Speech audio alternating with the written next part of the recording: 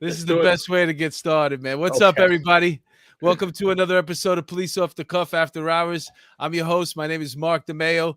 Sitting in tonight as my co-host is a retired NYPD detective. He's a frequent contributor on Fox News Network, and he has great opinions, and I love always sitting with him. Angel Masonette, what's up, buddy? How are you?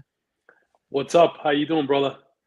All right. I'm feeling really good right now. I'm very excited. I'm honored tonight. Our guest, what can I tell you, man? We're going to start from the top. He's a native New Yorker. He went to Newtown High School and somehow rose through the ranks of NYPD to become chief of patrol out of Newtown High School. I can't believe it. That's got to be a record. Then after he retired from the NYPD, he went on to become the New York City Transit Department head. After that, he was the police commissioner of Bridgeport, Bridgeport, Connecticut Police Department. He's a senior advisor to the board of Delta Strategic Solution, and he's an avid jazz musician. Let's welcome Dr. Wilbur Chapman. How are you, sir? Good evening. Pleasure to be with you. I'm very jealous of Angel. That's the only rank I couldn't obtain in the police department with detective. I was a detective too. Oh, well, in that case, I feel I'm in the presence of royalty. Nice. Yeah, somehow when you go through the test, you kind of, if you're lucky enough, you get to avoid detective. I didn't make enough collars or smart enough to lock up enough people to become a detective. But you had one hell of a career. You did a lot of stuff on the job, and your father was on the job too. He was a housing cop, wasn't he? Yes, he was. That's part of the reason why I came in the job, because I got tired of him telling me what a great job policing was. I felt left out. Where did he work? What PSA? He worked at that point. He was down on where the 7-5 is. So that would have been PSA East 3, I think. Belly of the beast. Yeah, he was. Yeah, he used to talk about Livonia Avenue as if he was going into another world. Oh my God! Yeah. He was. He was going into another world. Oh. You had the never change. You had the blessing of, I guess, working on the Ben Ward, and I heard you describe him as the best police commissioner ever. Well, Ben Ward was an amazing individual. He suffered from diabetes and I think a bit of a dyslexia, and when he read prepared text, it often seemed like he wasn't in command of his language. But that man was probably one of the most brilliant people I've ever come across in my entire life. And when he spoke extemporaneously, he would dazzle people because he had an encyclopedic knowledge, not only of the job, but the world. And for a guy who broke a lot of barriers, he was humble, but he was a nurturer. I learned more in the 1 year that I worked for him as the XO in the PC's office than I probably learned in the other 34 years in the job. He was truly brilliant. You say nurturer. There's something called servant leadership. You familiar with that term? Yeah, and it's almost like mentoring. He didn't want to appear that he was imparting all this wisdom. But he would put you in scenarios where you were really forced to learn and to perform, and for that, I'm truly grateful for him. For me to sit as a young captain among a bunch of chiefs and watch them shake in their boots because Ben Ward knew more than all of them collectively, and then after the meeting say, "Hey, kid, what did you learn?" That was a way of forceful mentoring. And a way of challenging me to try and not to follow in his footsteps, but to learn as much as I could, and each day being a new learning experience. You had you bounced around so much through your career. CO of the 113, and then you commanded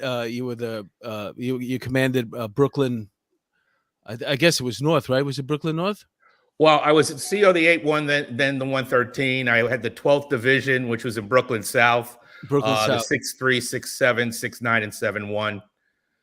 Anything you want to, especially around this holiday season? Any story that you want to share with us that that you remember from? Well, I don't want to get this reporter in trouble, but I was the CEO of the 8-1 on Thanksgiving of 1989, and we were having a community council meeting, and the 8-1 was a notoriously generous precinct. And instead of talking about crime in the holiday season, we were preparing meals for seniors and shut-ins. And to hear the anti-crime sergeant was bringing in ham, the administrative lieutenant was making a turkey, and we were making this list of people who were shut-ins that we were going to give this food to. And the reporter's sitting there. You could tell he's really, he thinks he's in the wrong place. I guess he thought he was in the social service agency. And when it was all over, the community was very happy because they knew that their police were going to do all these extracurricular things. And the reporter comes over to me, he says, hey, listen, that was all nice, but when are you going to talk about crime? And I said, we talk about crime after the new year. This is the holiday season, and this is when the police give back. Some things haven't changed. Yeah. Well, de Blasio doesn't want to talk about crime at all. According to him, it's non-existent. Well, I wonder why. Now that you bring it up, Angel, I wanted to, these smash and grab robberies are like, they're obviously a thing, but AOC, for some reason, said she doesn't think it exists. I just want to show you something. This is, let me see. No, that's not it. Okay, forget about that. I was going to show you a video, but what do you think about this denial of what's actually happening throughout the country? I mean, there's video, it's documented, and yet nobody wants to talk about it.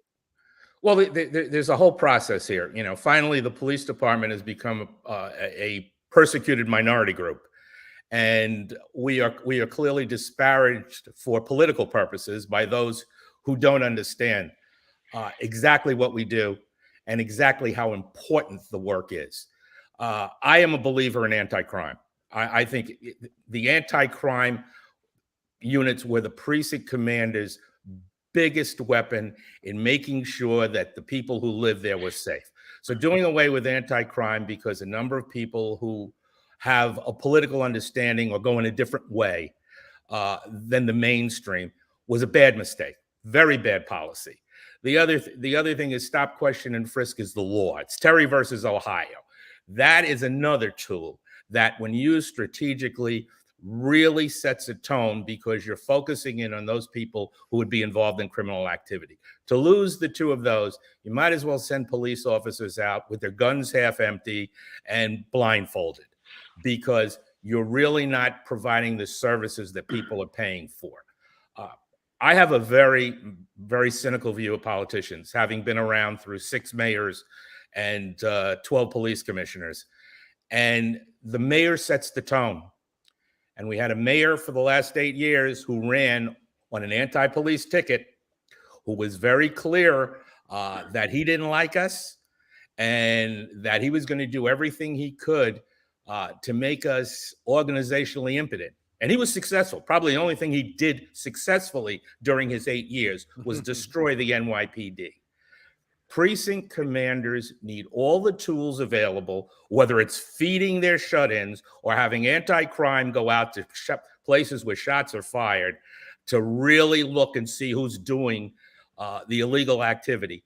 They need those tools. And to take those tools away from them is criminal. And I think there's a special place in hell for people that would endanger not only the citizens, but the police officers who are putting their lives on the line for political purposes. AOC may be very good in her district for what she does outside of law enforcement, but all of these people need to take a step back. They need to understand what police do, and they need to support police. Defunding police is about as intelligent as telling doctors in emergency rooms they shouldn't treat patients. It's not going to work. People need police in order to go about their lives safely. And the more people disturb that relationship, every place I've worked, the citizens have loved the cops. In fact, in the 113, when I went out there, they asked me to do something that crossed the line in order to protect citizens. I instituted what was called a corner car, because the drug dealers were out on Merrick Boulevard and Supton Boulevard using the payphones and beepers to sell their drugs. So I said to the people in the community, your cousins, relatives, or neighbors may be out there, but if you want me to stop this, at 9 o'clock every night, I'm going to send my guys out, and anybody who's on the corner is going to get tossed or told to leave. And I had tremendous community support. It turned out that we reduced robberies 35%, and drug dealing, unfortunately for my neighbors in the 103 and 105, picked up in those precincts, but was reduced in the 113. And my reward was the community was tremendously excited about it and wanted me to stay after I got promoted. But a small group of people decided, I think they were relatives of drug dealers, that this was unconstitutional and I was oppressing people who were black. Take a look. I've been black a long time. I'm not oppressing my own people. What I'm doing is protecting them. And it worked. Was it a sound department sanctioned policy? Maybe not. But the reality was the result for that was a safer community and people who felt that they could talk to their police about problems and they would get results. And that's what you have to do. If you don't do that, and that hasn't been done over the last 8 years, through 3 police commissioners, we have moved farther away from the communities that we serve than we probably ever have been. And now they've got to figure out a way, this new administration, how to win the confidence of people who haven't gotten the services they paid for over the last year. And that's going to be a daunting and challenging task. Now, you said a mouthful, right? I was an anti-crime cop in the 4-8 when the Diallo shooting happened. I joined anti-crime probably about 6 months before the Diallo incident. What people don't understand is that you can be an aggressive, proactive police officer, use stop, question, and frisk, and anti-crime and street crime, and treat people with dignity and respect. The two aren't mutually exclusive. There's a way to aggressively and respectfully police your community, using these tactics, using these weapons that we have. Just like you said, the idea that us, right, as minorities are oppressing our own people it's asinine. It's ridiculous. They'll call you self-loathing or, you're working for the man, but these policies that are being instituted under the guise of social justice, they're hurting Black and brown communities. They're not doing this. They're not hurting the people that live on Madison Avenue. They're not hurting the people that live in whatever upper crusty neighborhood in Connecticut. They're hurting the people of the inner city. And it's what you said. Another thing that resonated was, de Blasio has been ruining this city for 8 years. They voted him in twice. And I like to say, there's an old saying that I like to quote a lot is, as a dog returns to his vomit, so a fool repeats his folly. And these people did this twice. And I'm afraid that if he would have ran a third time, he might have won. Well, I have maintained for years, and I can say this with a certain amount of confidence because my uncle was the first African-American deputy mayor in the city of New York back in 1974, that there's a special place in hell for politicians.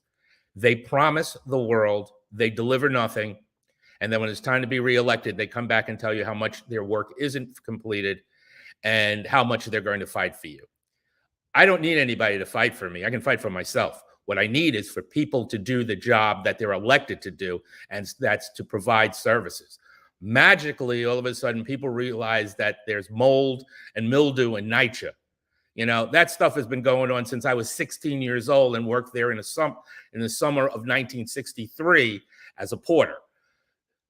When you neglect those entities and services that should be provided in communities of color, or any community for that matter, you're creating a situation where you have people that are oppressed, and when they become angry and frustrated, they take those frustrations out on the only entity that is left to serve them, and that's the police.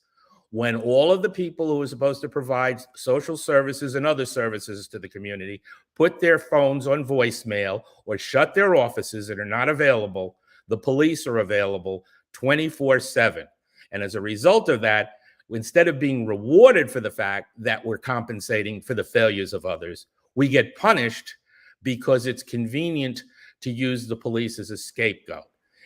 When Rudy Giuliani was the mayor, he convened a commission on school safety. because there were real problems in the schools, and the Board of Education was woefully inadequate in protecting people in the schools. And the school safety officer program was really terribly run. The committee found that it should be taken away from the Board of Education. The Board of Education was glad to give it away, and it came to the police department. Now, all of a sudden, you have somebody reinventing the wheel, not remembering history, and I'm talking about our current administration, saying, oh, it should go back to the Board of Education. Well, that's like saying, well, you know, Chapman, you've been free for 74 years. It's time to bring back slavery, because that worked before. That reduced unemployment. It's asinine. And that continues in other places. When I took over the Department of Transportation in 1998, there were major problems with the traffic enforcement agents being attacked. And the only way to make sure that they were safe and to get them better deployed strategically was to have them work for the police department, take them away from they used to be called the brownies. They were brownies, and they were insulted. They had bad training, and then it was meter maids or brownies. And we upgraded their ability to direct traffic and to make a positive impact. And why? Because another agency failed the same way the Board of Ed failed. And you talked about street crime. Street crime was one of my favorite units. You had 138 people. And Deputy Inspector Savage, wherever you are, I hope you live forever, because you were one of the best commanders in the NYPD. His people went out and did a fantastic job. They took guns off the streets. You didn't hear about any racial problems or any brutality problems. And then somebody in 1PP got a great idea. Well, if 138 guys can take X number of guns off the street, let's quadruple the number. And we're going to get more guns. No, you didn't get quadruple the number of guns. You got the Diallo shooting because you took people who weren't as prepared and weren't as knowledgeable and didn't have the expertise of the regular street crime people, and you put them in difficult situations. 4 years that was a dumb move on the department's part. I remember, I know that you talk a lot about the advent of CompStat and the activity goals. But before, let's just I just want to give a shout out a little bit to the people that are in the chat right now. Real with Robo, she says hello to all the members. Jen Lowe, don't forget to smash the like button and subscribe.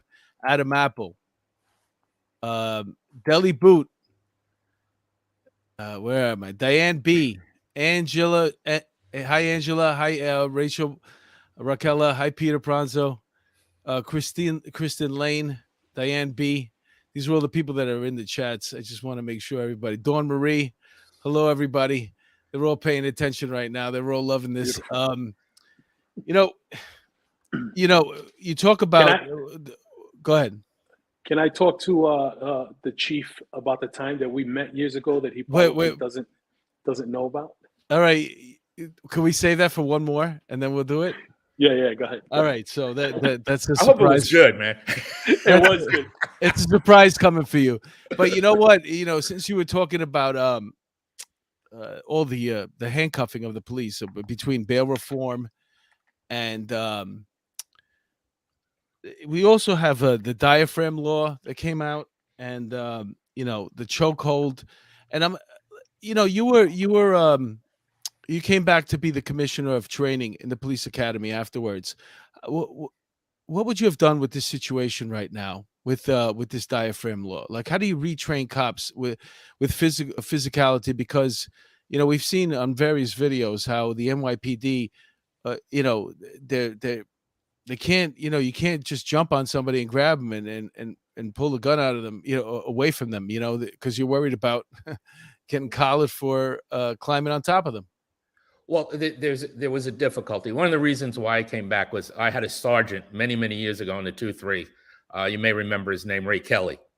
And after I left Bridgeport, we had lunch and we talked about the good old days in the 2-3 when you could go out and actually make collars and there wasn't this Monday morning quarterback.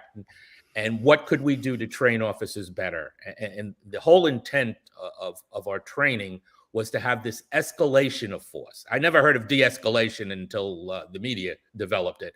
And the idea was the first thing you try to do is encounter someone, assess the situation, and try to see what you can do to accomplish your objective with the minimum amount of interaction in terms of physicality. And then if that doesn't work, then you use less than lethal, and then as a last resort. However, society had changed since the 1960s when I was on patrol and Kelly was a sergeant. And we're ruder, we're cruder. We're not as, and I'm not talking about police, I'm talking about society in general. And I listened to the way the recruits talk to each other when they're in the academy. And I said, oh, I can't wait for them to get out in the street and see how they're going to talk to others, because that's the way this generation communicates. And I think social media has done something that has hurt us.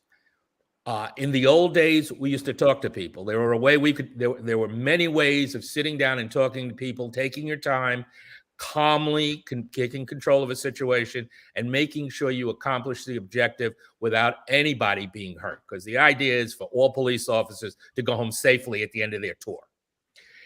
We couldn't get that program moving quickly enough because we couldn't get enough officers off patrol to train them. Because every time the NYPD did what it does best, reduce crime, Mayor Bloomberg would cut the head count.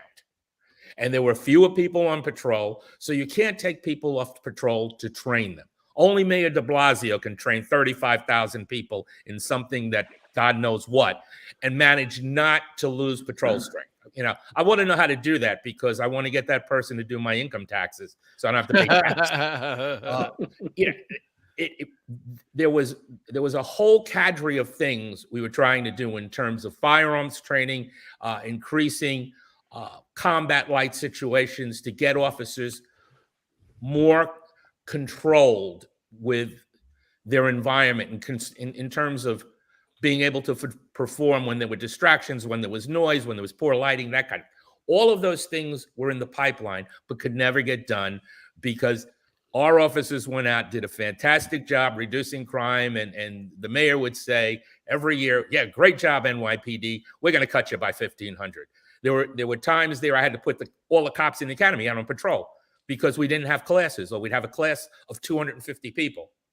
When I was, I remember we were hiring 2,000 people every 6 months.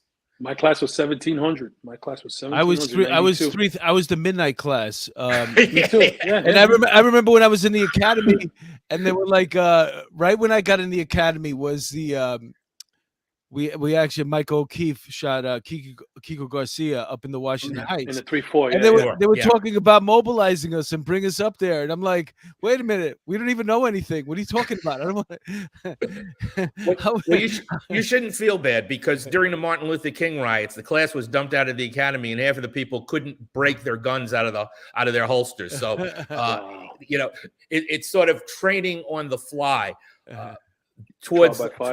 My last year in training, we had this great idea. We were going to take the recruits out for 2 or 3 weeks before the end of their cycle and put them in Midtown Manhattan for the tree lighting, so they get experience of being in the real world. Now compare that with being put out on patrol in the 3-4, you know, or in the middle of the summer. We had kids in '91 during the Crown Heights games that was sent out to the 7-1 and the 7-7, and they stood 4 or 5 on a corner because they didn't know what to do. You know, the reality is those were difficult times in policing, but we rose to the challenge. Always. And I think what has to happen now, and you know, I don't like to point fingers, but the reality is we've got to go back to the basics. We don't need more chiefs, and forgive me, Native Americans, we need more Indians. We don't need more captains. We need more detectives.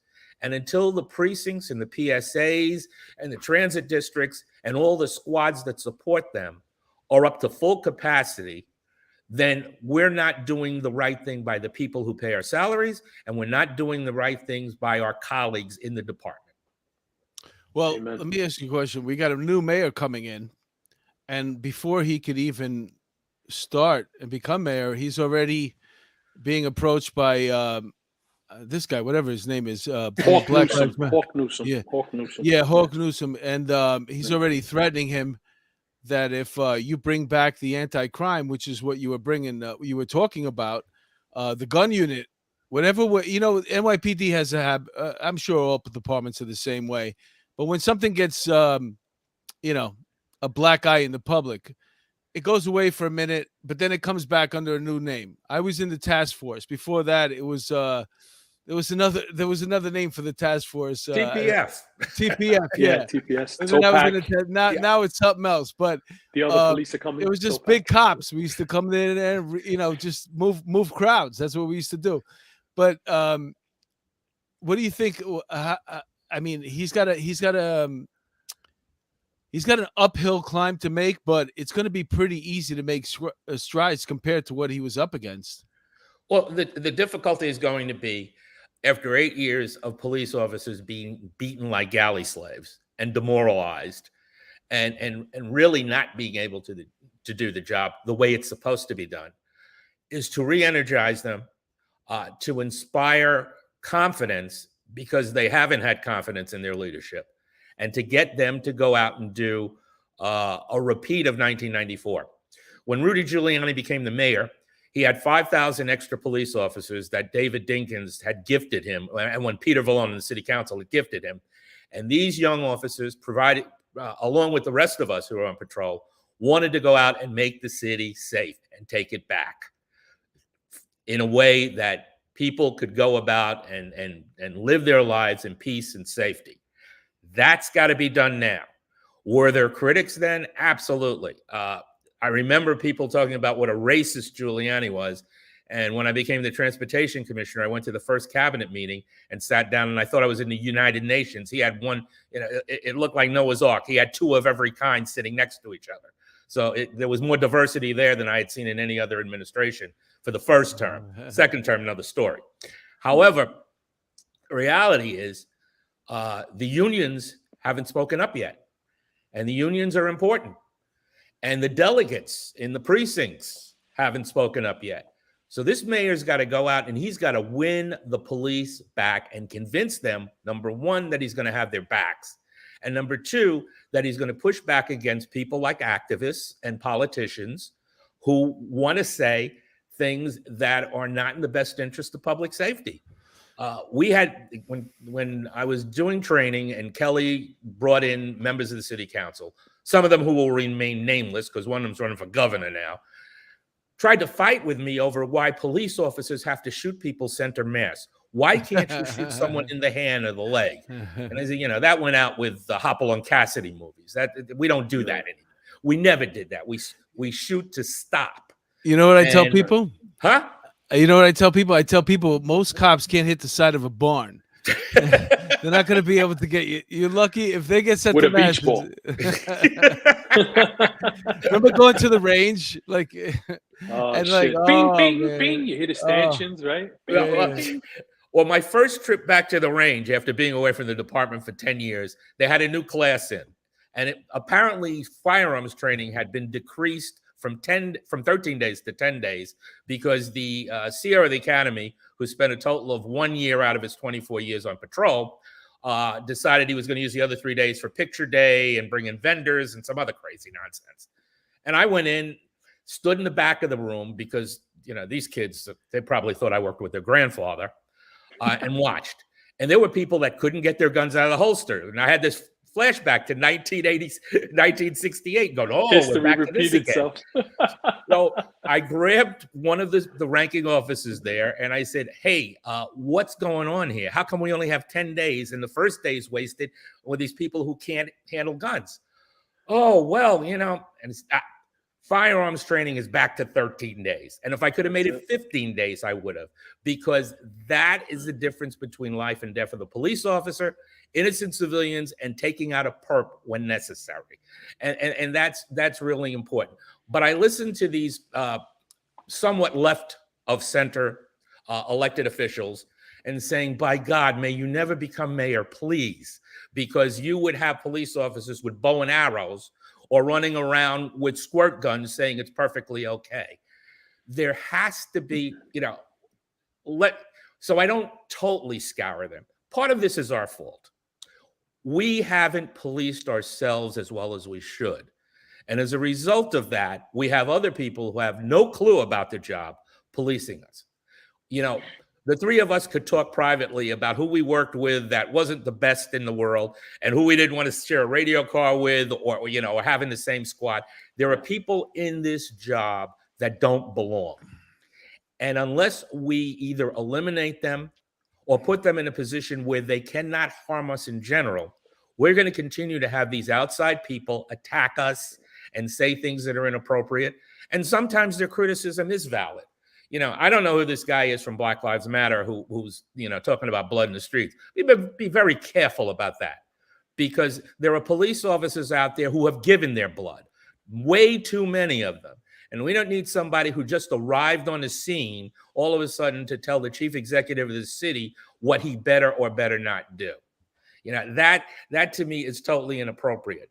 I had Sonny Carson and Al Sharpton when I had the 8-1. I was going to say that, yeah. And we came to an understanding as I was, you know, I'm probably the only guy still alive who arrested Al Sharpton and can live and talk to talk about it and still brag about it.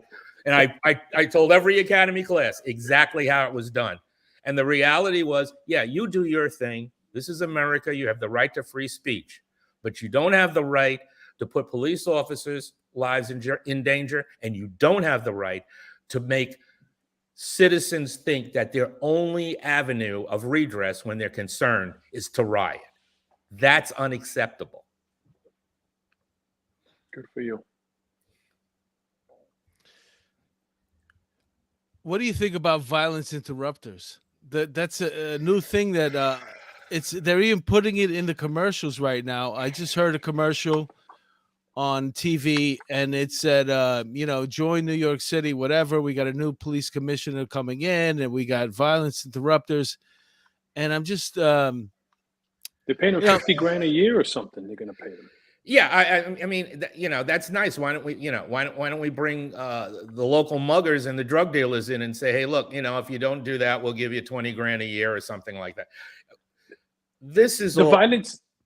I'm sorry. The violence interrupters have to be the parents. Those are the violence interrupters. It's yeah, listen, I'm going to tell you something right now. The best violence interrupters will be your mother. Listen. I'm not running against you for mayor, Wilbur, but what I'm telling you is this will be one of my things, okay? If you get arrested for a violent crime within a certain age, let's say 16 to 21, you're not going to be put in prison. You're going to go, you have to have house arrest. And if you want to come out, you have to be handcuffed to your mother. Because everybody knows that you act a lot different when you're with your mother. And that's isn't that the truth? For the most part. Yeah. For the most part, yeah. That's absolutely true. I can tell you the story of an 11-year-old kid whose father used to put a service revolver in the hall closet on the top shelf, who decided he was going to be a little smart behind and check out dad's gun. Okay? Ooh. The next time he touched a weapon was when he was in the police academy. Because dad made sure that never happened again. There is no way. I remember my father saying to me when I thought I was a smart little teenager and could do what I wanted to do. And he said, I own the air you breathe. We cannot delegate parenting to teachers, to police officers, to social workers. If you have a child, you're responsible for them. And you can't make excuses and blame society. You know, I'm well aware when I look in the mirror, there's places in this country that I'm not welcome. And maybe I shouldn't be there because it's not for me.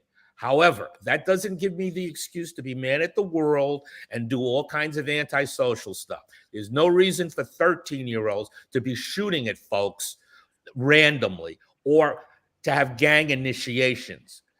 Yep. We're hiring violence interrupters because the community affairs apparatus over the year has been dismantled. One of the more famous police commissioners, I remember telling me when I became the chief of patrol that kind of community policing was social work.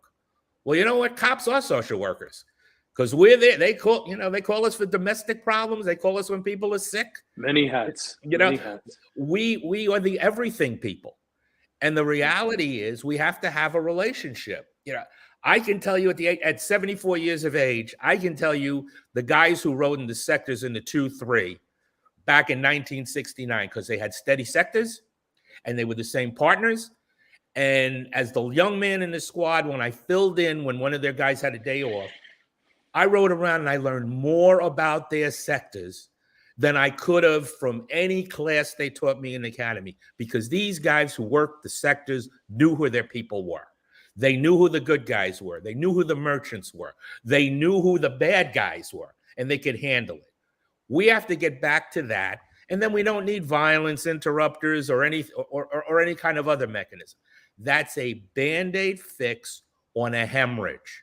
We have a huge community affairs bureau. I remember when we had civilian patrol in the 8-1, and they had their own base station and federal funding, and they wore little blazers when went out there. We've got auxiliary police. What we also need are for parents to take responsibility for their kids and not let them go out and shoot up neighborhoods. That's right. That's right. There you go. That's a violence interrupter right there. Yeah. Be a parent to your child. Yeah, and two of the people who are prominent, have been around a long, long time. And if you wanted to do that, you do that. You know, let's look at all of the people who run all of the big mega churches. How come they don't have youth programs? You know, how come they're not doing something positive in the community? Why is it left to no one's going to watch this kid until they fire a shot, and then the police will arrest him, and because he's not a violent offender, he gets out again?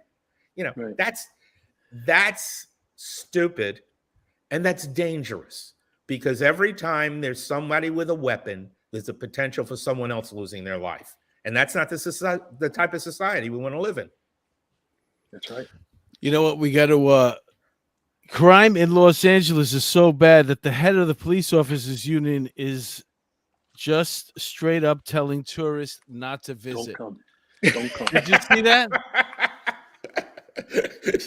Well, he's not being canceled because of COVID. Well, there's a famous former police leader who was in Los Angeles who swept all of the homeless under the highways, and then they ran out of space.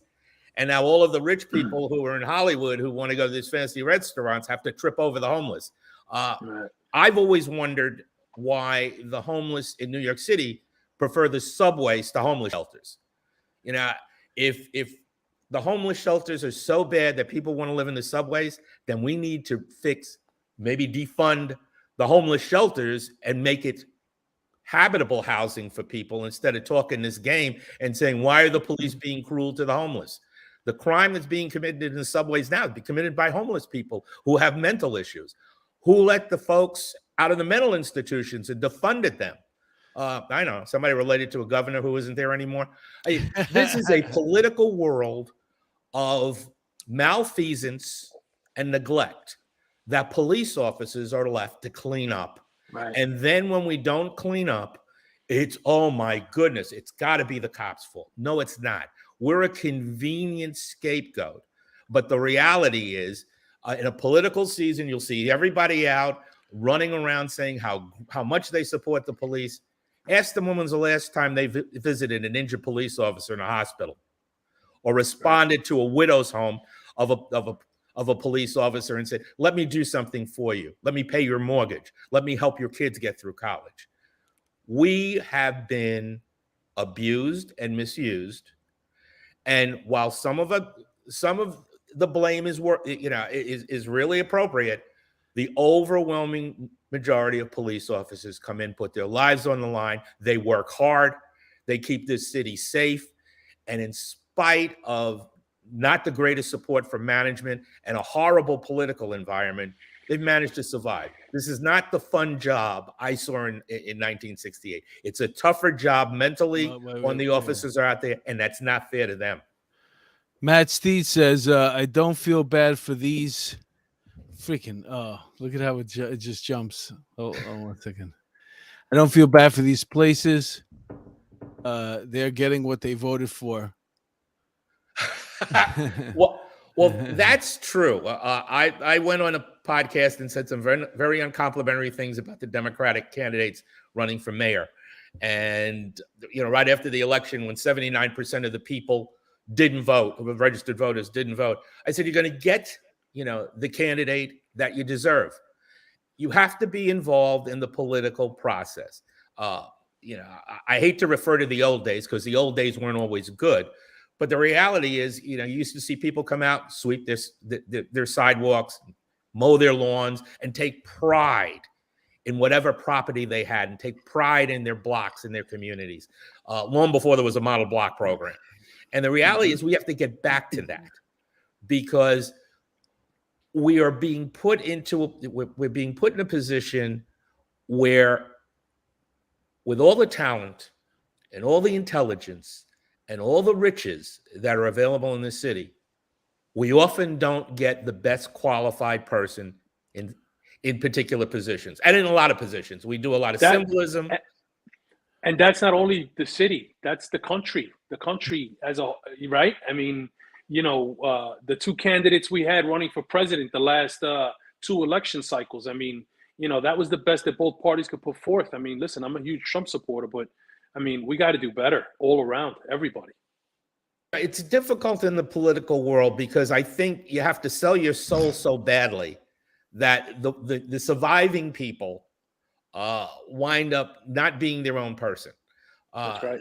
They wind up being beholden to those people who have supported their campaigns. So that to me is an advertisement for taking the money out of politics.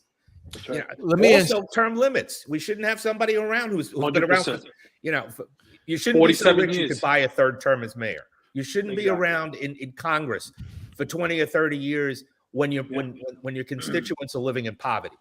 That's just silly. And for us to support people like that, you're right. We're getting what we deserve. Let me ask you a question. You were the head of the transportation department. What do you think about the congestion pricing? Is it going to happen? I hope not. I hadn't been into the city. Well, let me just explain it to our guests that are not from New York, from out of state or from out of the country. Below 61st Street in Manhattan, they want to charge you an extra between $10 and $13 to drive your private vehicle into that area. And that goes all the way down to, I would imagine, probably the financial district, Wall Street. And it makes an impact in the people that live in that area because it's going to be from a certain time of day, I would imagine, rush hour and extending a couple hours after that. But if you own a car in that area, if you're dropping somebody off in that area, if you work in that area, it's I know they do it in England, in the UK, but over here, I don't know. It's scary. It's a scary proposition. Well, in 1999, when I was the commissioner of Department of Transportation, some consultants who were friends of employees in the agency came in with this brainstorm of how to get people not to drive their cars into the central business district. And you're right, it started in London, but London has a different transportation mechanism. It has a different vibe in terms of how people use public transportation and how they get around. We are a city based on vehicle traffic. Cars, buses, trucks have to make deliveries. It is impossible to have congestion pricing and have people pay a penalty to come into Midtown Manhattan. How do you monitor it? What do you do for those people who are emergency workers who have to get in? What do you do for those people who live there? Who's going to be the holder of the keys to say how long this should last or what hours or what the streets are? It is a highly unworkable mechanism that's been put out as the answer because there are a number of people who don't think cars belong in Manhattan. And as long as the subway systems are big holes in the water that you pour money into and never get better, and the trains are stinky, and the stations are dirty, and the trains don't run on time, people are not going to take public transportation. And you make them hotels for the homeless. That also doesn't encourage travel. There is no way. De Blasio's getting rid of streets. Yeah, he's making bike lanes everywhere. By elitists who think, well, I shouldn't say elite. They're not elitists. These are people that have a particular point of view that don't seem to understand that you need vehicle traffic to come into the city. Right around the corner from the old police academy was a restaurant that had been there for 1,000 years. And people would come in on Friday nights from wherever, Suffolk County, Rockland County, and eat there. Well, they decided to make it a bus lane because the buses travel too slowly. And now there was no parking for people that came in. There wasn't a garage nearby. So what are people going to do? Have dinner and walk 7 blocks to get their car? You cannot make Manhattan a pedestrian walkway. They've done it in some parts, and all they've done is increase congestion. So that's the answer. This is not a good idea. You have to find a balance between the cars, between the vehicles, the pedestrians, and the bicyclists. And so far, none of the minds who are involved in this have been great enough to figure it out. Maybe they'll come up with somebody new who has the answer to this. But charging people more money who are middle and working class, that's stupid. That's another tax that people don't deserve and can't afford. And now, by the way, tell the people on social media who like bicycles, I'm not on social media, so don't criticize me. Yeah, it's I had one guy go after me on Twitter, man, about the bikes because I didn't have a front plate on my new car, and he lost his mind about bikes, and it's insanity. Well, it's like a whole subculture, these bikes. And also too, it's like it's not just bikes. It's not bicycles. Scooters, it's electronic bikes that go 40 miles an hour. Scooters that go 40 miles an hour. And these, I saw the other day, a cab pulls up, lets the people out right in the bike lane. And now, you could tell they're not from this country. And there's somebody going by them like 40 miles an hour cursing at him. And they're like, oh, I'm sorry. Like, they don't even know where to go. You know what I'm saying? Because they just happened to get out of the car when it was their light. They're very aggressive too. Like, well, this is what happens when you have we tend to pay attention as a society to the loudest voice. The loudest voices were defund the police. Well, that was dumb.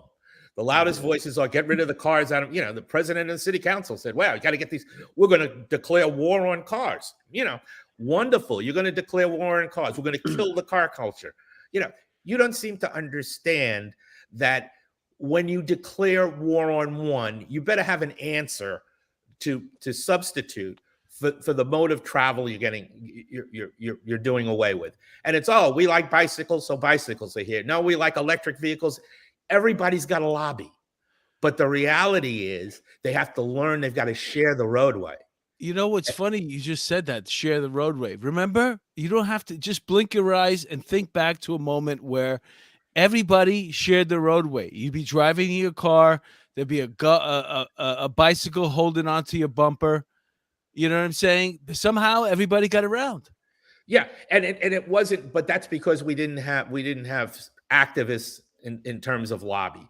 There was a point where Transportation Alternatives was trying to look at ways of better serving the different groups that wanted to operate around the city. And the big solution is make mass transit better. Well, the buses are not any better. The trains are certainly worse. And it's just a reality. People are going to take their vehicles. And now that we have COVID on top of it, I'm a guy who's in a risk group. I'm going to get on the bus or the train when I can ride in my car and know I'm the only one who can infect me in the car. You think about that. The trains don't run on time, or the buses move 2 miles an hour. They're going to take their cars. So where's the incentive? Well, let's have Uber and black cars and all kinds of other stuff. And that's still more stress on the finite infrastructure we have. The guy I replaced as a transportation commissioner had just done an experiment down on Wall Street. He banned parking in front of some of the Wall Street companies and made it only for the limousines that served those executives. Mayor went crazy, and that got done away with very quickly. But the reality is these are all influential activist groups that only see, they're very myopic in their vision. They only see their issue, and you have to see bigger than that. When I went to Taiwan in 1998 to talk to the police over there about how we were so successful here, Howard Safer decided he didn't want to go, so he sent me. When I got to Taiwan City, the first thing I noticed was how the traffic patterns were. First thing was everybody was wearing a mask. So I guess they knew about COVID back then before we did. Traffic stopped 4 ways and let all the pedestrians do what they want for like 2 minutes. And then there were no pedestrian crossings at all, and the streets were only for the cars. And I thought, boy, that's an interesting way of doing things. Because what you're now saying is there's time for the cars, so the cars can go through quickly, the vehicles can go through quickly, and then there's time for the pedestrians where they know they can cross in safety and they don't have to, they can go diagonally across the street, but they get across quicker and they know it's their time. So it was an intelligent way to share the roadway. Because if we did that here in New York, there would be 12 people killed in the first half hour.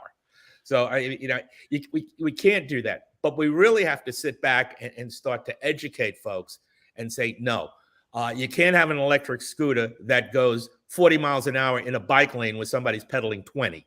And you can't have it go through lights or the wrong way or a one-way street. Vehicles can't do that. So why should bikes and electric vehicles do that? It's just not tenable. That's why I'm not the transportation commissioner anymore, because I wasn't very nice to the activist groups unless they came with a positive suggestion. It's the same thing with the violence interrupters. I'm glad I'm not working now because we don't need them. We need parents.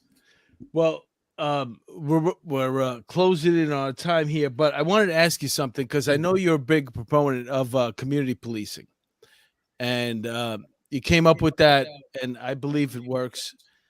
What do you do with the cop of the month, and now he's standing out there, and they have professional agitators coming in from out of state?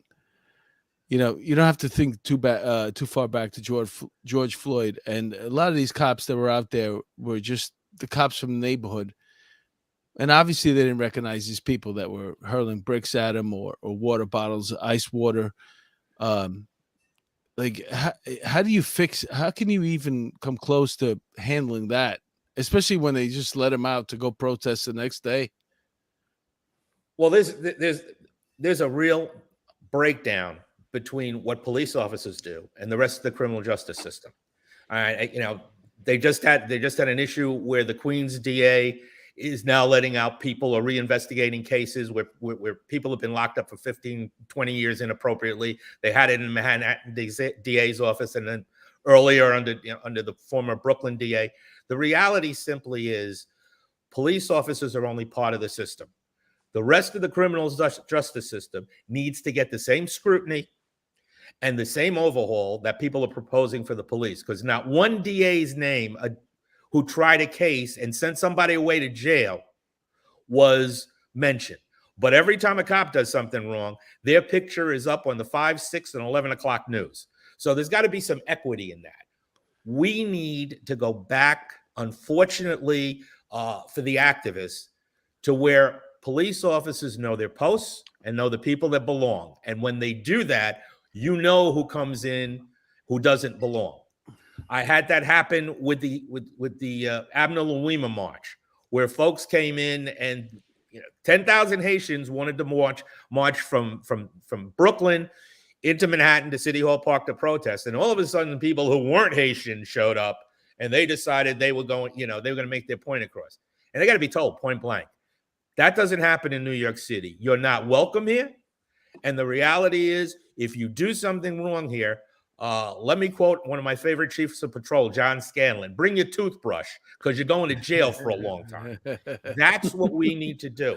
And unfortunately, let me give this as unsolicited advice to police officers: keep locking them up. Every time our job is only to lock them up. They got out Tuesday, they're out messing around on Wednesday, lock them up again if they commit a crime.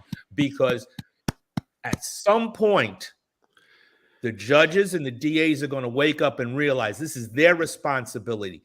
Any blood that's spilled is on their hands. Our job is only to bring the criminals before the bar of justice. Nothing more. Real with Robo Mark, why is it all about time? New York City never sleeps. I know, but Bill has another show coming up at 9 p.m. and he's doing Christmas stories with the police officers that went through some things during Christmas, and so he's doing it at 9 p.m. And show works better when it's live and it's 1 hour because. Yeah. But you're hitting a home run here, Mr. Chapman. Everybody loves you. I'm looking at absolutely. I'll tell you that. You're always liked better when you're retired. No, you know what? Actually, you had quite a good reputation. I was a person that, I was always a comedian, even when I was on the job. I was doing 15 years of comedy when I was on the job.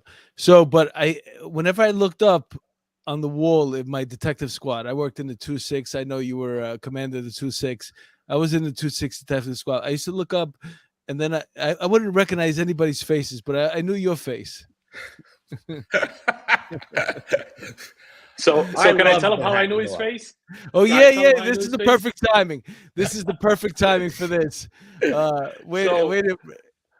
So I believe you were a 1-star chief. When did you get your star, your 1-star? October 93. Okay. So and so I was up in 1 PP doing something for my CO in the 4-8. And I went up to the 12th floor, I think it was, where all you guys with your scrambled eggs were, up on the 12th floor. And there was a glass door there. And I'm 6'5". At the time, I was probably about 320 pounds. And I'm walking through the glass. I'm walking in the glass door, and somebody says something to me, and I turn around, but I continue to walk, and I hit somebody. And all I see is the hat with the scrambled eggs flying through the air. And I look, and I turn around, and it was you. And you were on your ass. And I look at you, and I'm like, oh my God, I'm done. I'm going to be in Staten Island tomorrow. And you were grabbing your belly laughing. And I picked you. I don't know if you remember this. I picked you up. You gave me your hand and I picked you up and you laughed. And you were like, wow, you knocked me on my ass. And the NYPD football, the captain that used to run NYPD football right there grabbed me and was like, I need you on NYPD football. You're big, you're strong, you're this, you're that. But I'll never forget seeing your hat with the scrambled eggs fly through the air and you fall. I was scared out of my mind, but you were a gentleman. You laughed. You did something that a couple of chiefs wanted to do but never could. So they'll have to live vicariously through you. Oh my God! I tell everybody that story. I'm sure you don't remember it. It was so long ago, but I remember it like it was yesterday. I remember seeing your hat flying in slow motion and me thinking, I'm done. That's it. 1, 2, 2. We're all cops. We will always be cops. It doesn't make any difference whether we had gold shields as detectives, white shields, or scrambled eggs. The reality is we're all cops. And if everybody in the job would remember that, we'd be a lot better off. Yeah, absolutely. Amen to that. Well, let me just see what this is because what was? We talked about that. The stop question first. Okay, folks, I'm going to do a commercial right now. This is for Joe Murray's law firm. Joe Murray is a former NYPD police officer. He went on to become a lawyer. He's a frequent guest on Police Off the Cuff After Hours on true crimes, and he's a great lawyer. God forbid you get in trouble. You want to have this card in your pocket. His phone number is 646-514-4771. It's Joe at jmurray-law.com.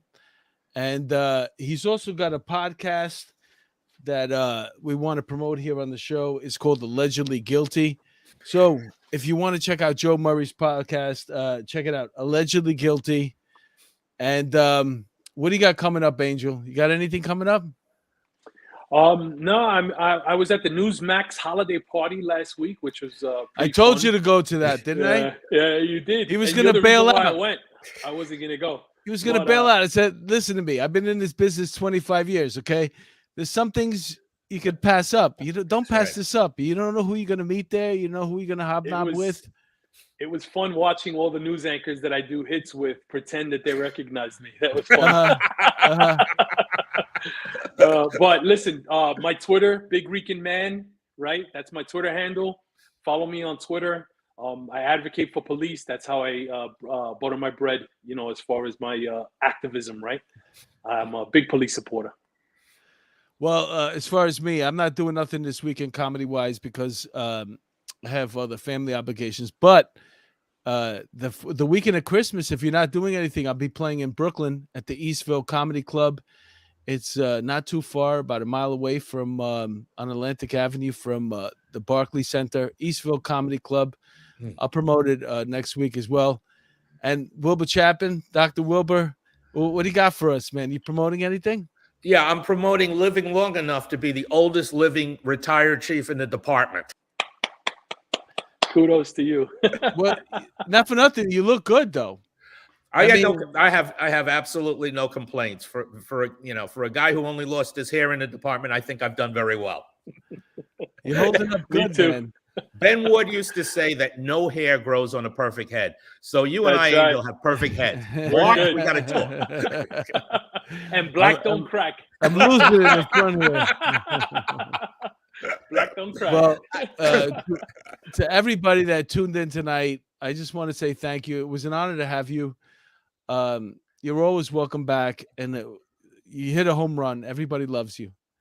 Well, so it's my pleasure to be with two detectives because I said it's the only rank I couldn't achieve. So I have the greatest respect for you guys. You guys work for what you got. All right. Thank you to all the people that tuned in tonight. And thank you, Dr. Wilbur Chapman, Angel Masonette. And on behalf of Police Off the Cuff After Hours, my name is Mark DeMeo. Thanks for tuning in. Adios. God bless. Thank you.